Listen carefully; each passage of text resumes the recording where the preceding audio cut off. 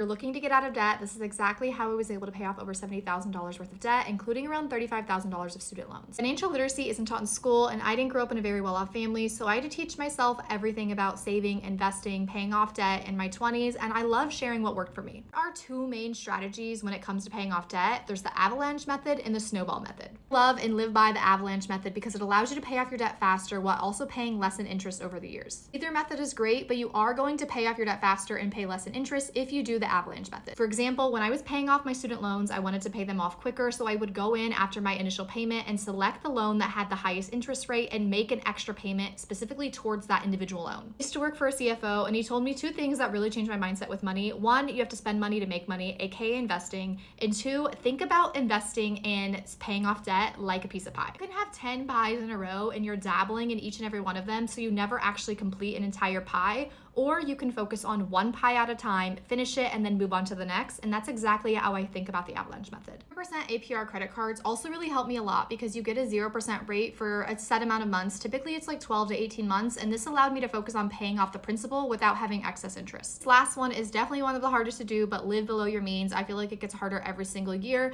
but I did do this for a few years. It was really uncomfortable, but it was really able to help me reach my goals. I'm talking little things like instead of living alone, I got a house with 3 girls and was able to cut my rent by $500 a month. I also tried to avoid eating out and would eat at home. If I went out for drinks, I would only have one drink out. I set really strict limits like that and tried to cut costs wherever was possible while still enjoying my life, but it did really help me and put me a few years ahead.